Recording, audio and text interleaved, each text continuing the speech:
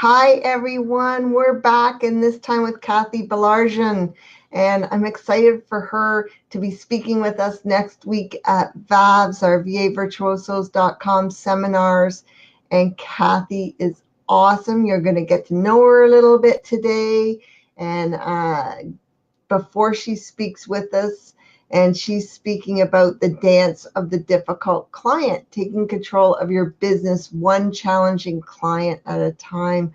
Well, thanks so much, Cathy, for coming in here and sharing with us a bit today. I'm just going to introduce you a little bit more. How's that? Okay. So Cathy, she's a small business consultant, and she's owner of virtualcathy.com, and we'll put that link into the chat area here for you. Cathy, she stepped out of executive management in the healthcare industry to join a business consulting firm in the Portland metro area. So Cathy's kind of like a neighbor, 5 hours away, but a neighbor virtually for sure. And that's pretty close to a lot of the VAs that I get to living way up here in Canada. But she's worked with business owners ranging from startups to multi-million-dollar companies, and she quickly recognized the need for quality virtual assistants that will support small business owners in her community. And that's how she kind of created Cathy, her virtual assistant company, and that provides beginning to executive level administrative duties in a personable way. And she employs 5 Cathys. Those are team members who span across the country. And that's kind of cool that you call them Cathys. I love that. Yeah, that's so awesome. And her business goals include a desire to bring value not only to the clients she provides, but support to, but to her team of Cathys and her business community and individuals interested in becoming a VA. And if Cathy's not working, you may find her or catch her on a small farm, enjoying time with 2 teenagers. She's got 2 teenagers. Lucky her. I was just saying that to her. But she says they're pretty good teenagers, so lucky her.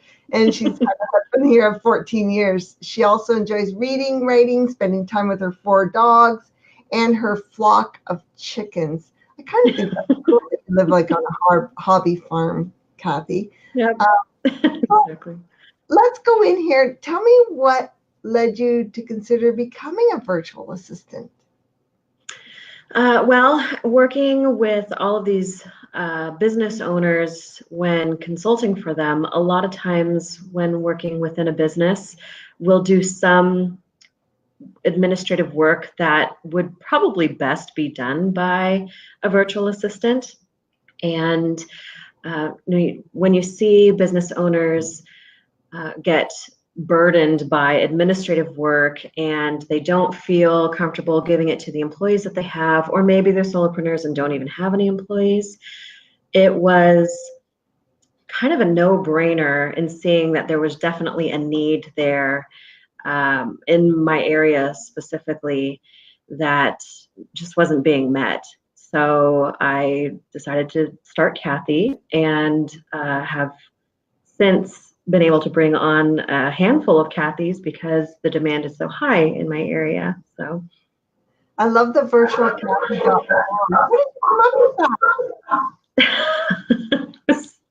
You know, it's funny because there was this one other name that I was thinking of, but somebody had said, you know, what about your name? Because Cathy just sounds like this office manager, kind of, you know, trustworthy, loyal employee. So I'm like, yeah, that sounds good. My name, that's easy enough. Yeah, no, that is really cool. And the way you can brand and market yourself around that, even having your own Cathys, like everybody can have a Cathy working for them. I love it. Yes. And welcome everyone. I see we've got some viewers on here with us today. Hi, Angela. Hi, Red Desk Virtual, and others that are sharing.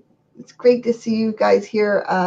Cathy, her webinar is going to be on working with difficult clients, which we all come across at some point in our business And we'll talk about that in a few. I just wanted to get to know Cathy a little bit because this is my first time talking with you too.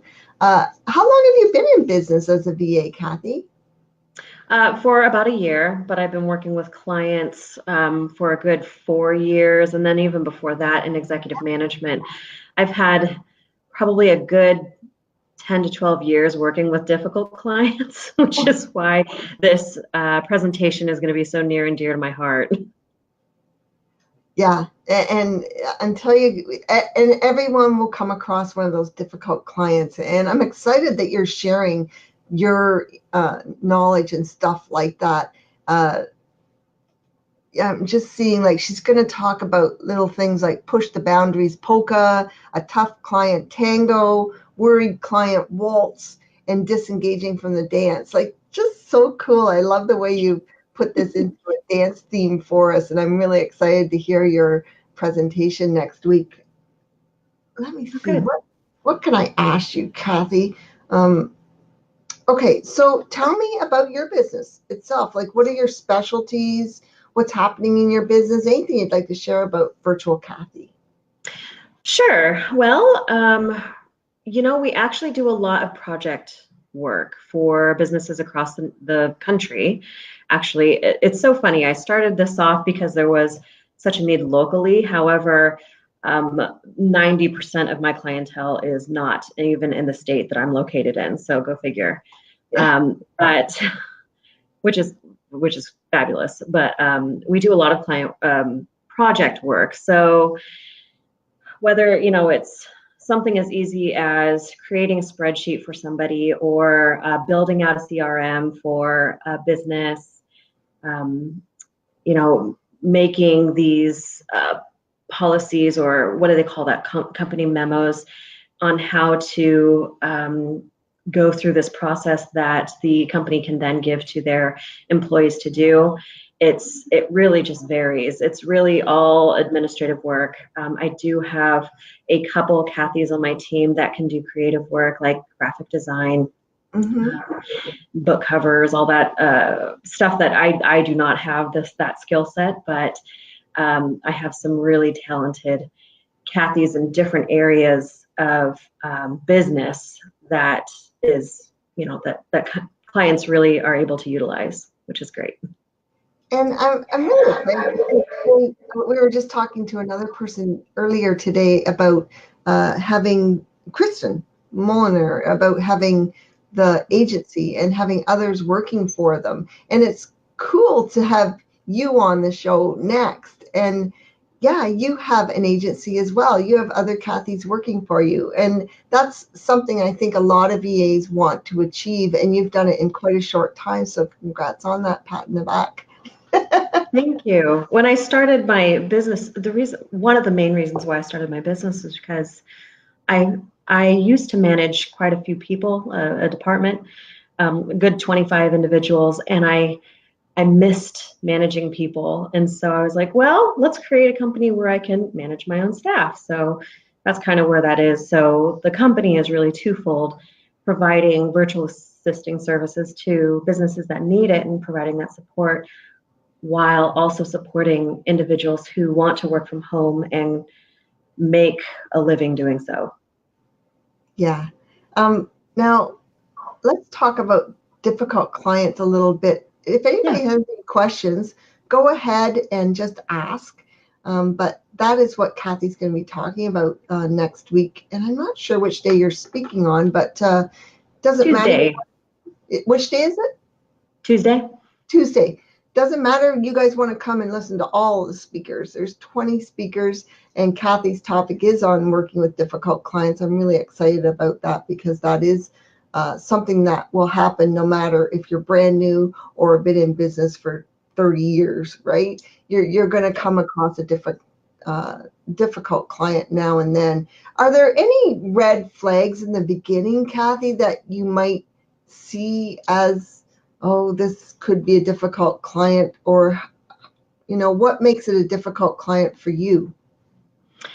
The red flags that I see, the immediate red flags in the first conversation that you have with individuals, One would be where a client says that they've worked with multiple virtual assistants and all of them are terrible.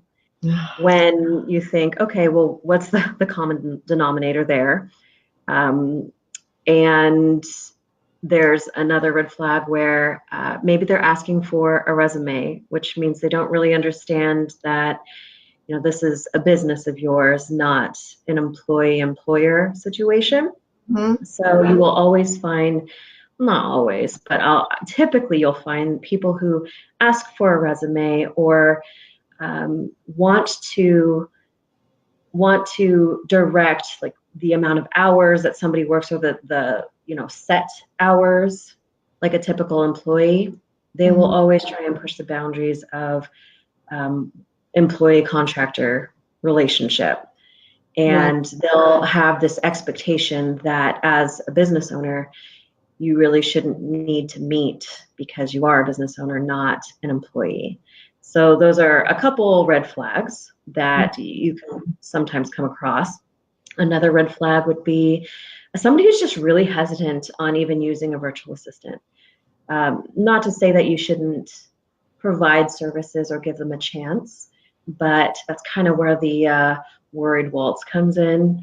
If somebody is so anxiety riddled over, oh my goodness, I'm giving over control here and kind of letting you in, most likely they may become a micromanager and want to know and have account of everything that you do every single day or minute. So creating healthy boundaries with these types of people are really what is going to help you succeed in that kind of relationship. Yeah, and if you can create those healthy boundaries right in the beginning when you're first starting up, so many hours you don't waste. And but these are things we learn as we go, right? Saying that, you guys can learn this all in one webinar coming to Cathy's webinar next week. But that's what I was saying. Who was it? Someone said for the cost of 1 hour's of wages, $37 an hour, you can come and listen to this presentation. So I encourage you to do that. But here's something that a lot of people just starting out are asked for their resume. And you mentioned that earlier. And a lot of the time they're asked for their resume is because the client doesn't even understand the concept of working with a virtual assistant. Do you agree on that? This is absolutely true. And what I do in lieu of a resume is provide kind of general business information. So instead of spelling out my whole work history like a resume would have, I would put some general information on the business, the amount of hours I have within the industry, amount of years experience I have, as well as the years experience that my other Cathys have. So it's just kind of this general information that they have in their hands, similar to a brochure. If you were to hand them a brochure talking about your business and the services you provide, that's kind of what is a good substitute for a resume. You're still giving them something tangible, though digital, to look over and determine whether or not you're a good fit or have the skill set in order to do a good job, but it's still not a resume. And a great resume per se could be your website, right? Having testimonials on it, case studies of other clients, maybe a portfolio of work you've done, different things like that. That's your resume, guys. You don't have specifically a resume. It's like I always use a plumber for an example because everyone in my family seems to be plumbers. So if you wonder why I'm always using plumbing, that's why. But you're not going to ask your plumber for his resume because they're an independent contractor, which is exactly what you guys are too, right? You may wonder how many years he's been in business or if he's licensed or a journeyman or different things like that, but you're not going to ask him for his resume. The only reason he gives a resume out is if he wants to get hired by somebody to work for, right? So yeah, resume you don't need, guys. Just have a good website. That's your storefront. That's right. Okay, any questions so far on getting difficult clients? Hi, Wendy. Hi, everyone that's on the call. It's great to see you. Do say hi so we can see you that you're here. And if you have any questions, we're talking about, we're talking with Cathy Baillargeon and about the dance of the difficult client. And it is a dance. And I love how she set up her webinar in these dance, push the boundaries polka, the worried client waltz. I love this, and I'm so excited to hear you speak about it. And I'm just seeing what my VA is saying. Okay, that's all right. Just covering my tracks here, make sure I'm getting all my ducks in a row here and I'm not missing any questions, because sometimes I miss questions, guys. So do throw them out there.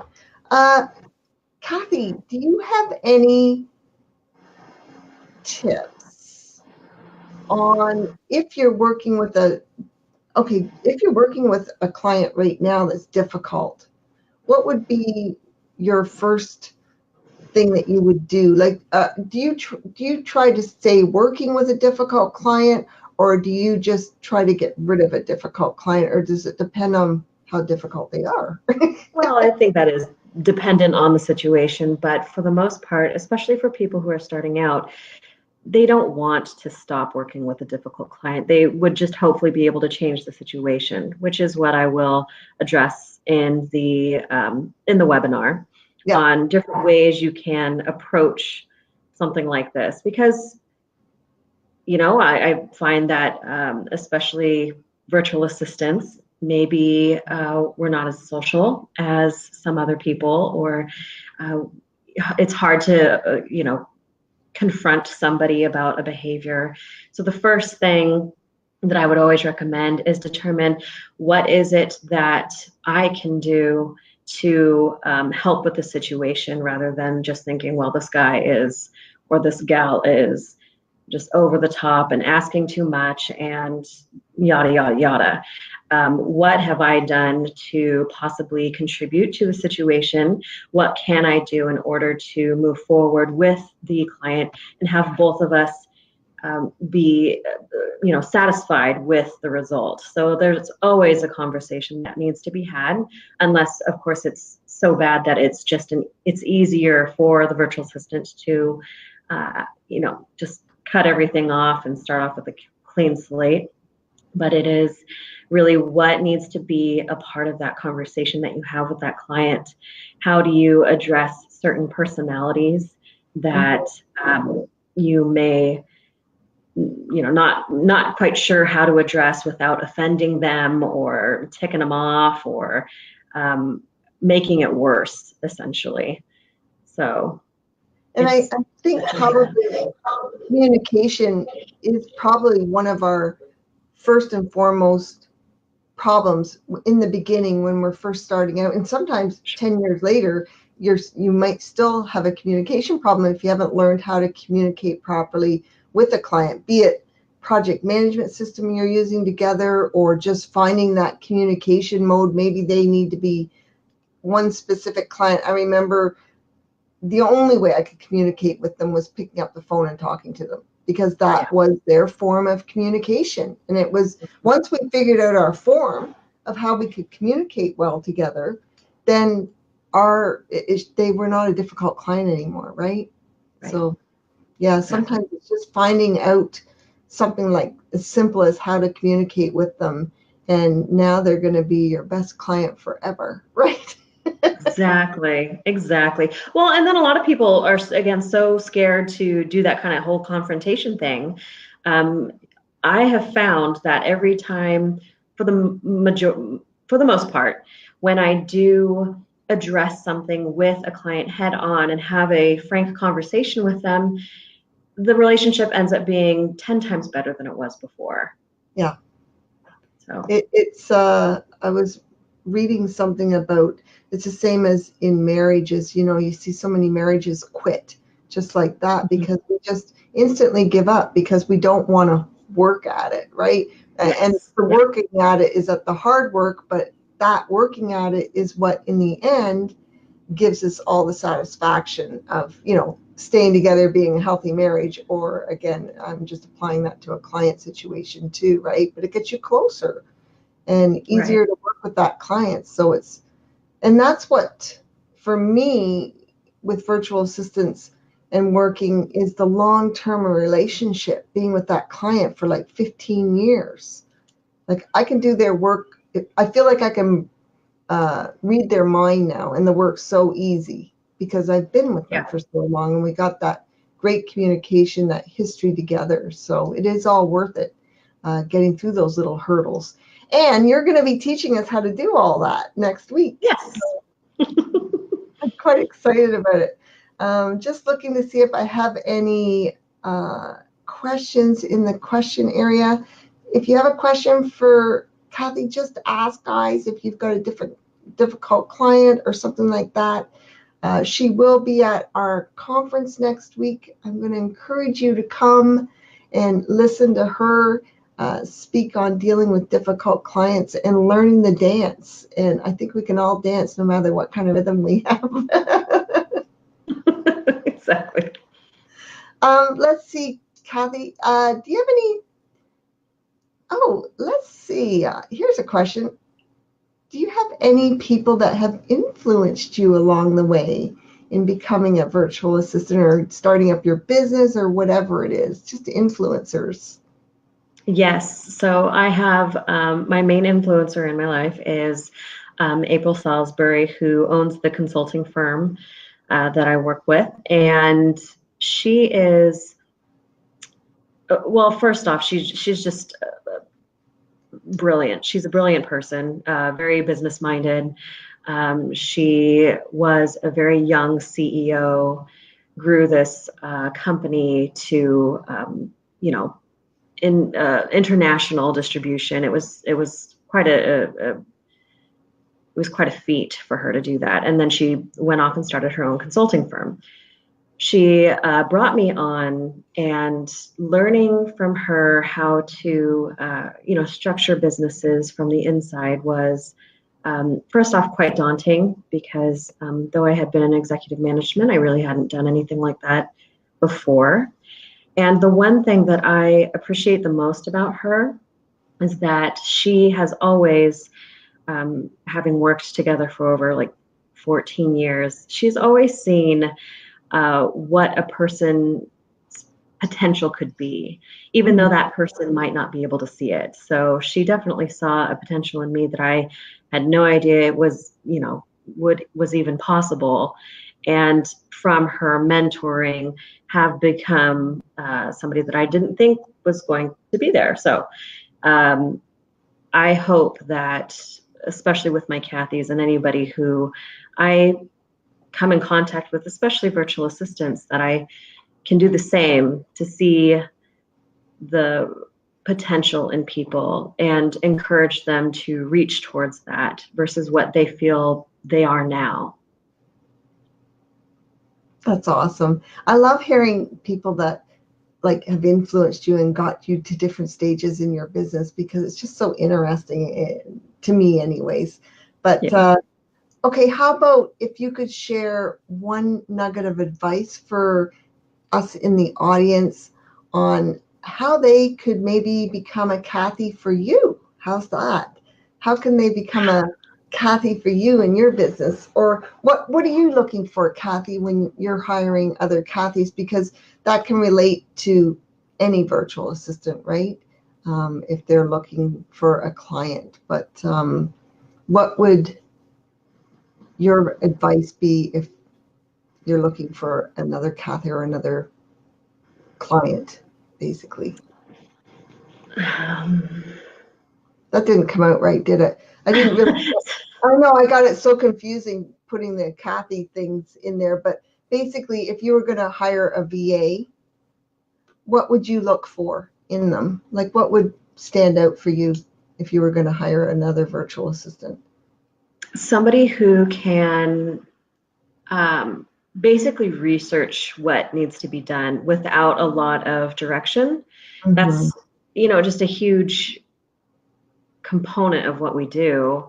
A lot of times we kind of, not necessarily wing it, but there have been times where I don't know how to do something. Well, I'll Google the heck out of it and learn how to do something. And then, merrily we go along and our, life continues.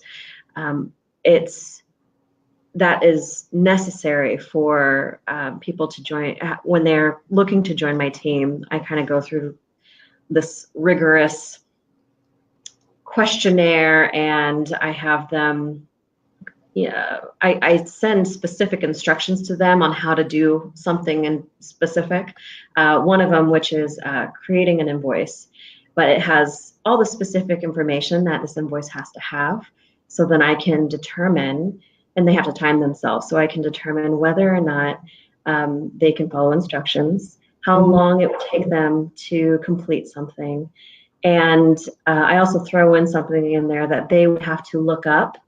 So then if they're not able to be proactive and be able to do that on their own, then they may not be a good fit for the team. So being able to take something and run with it.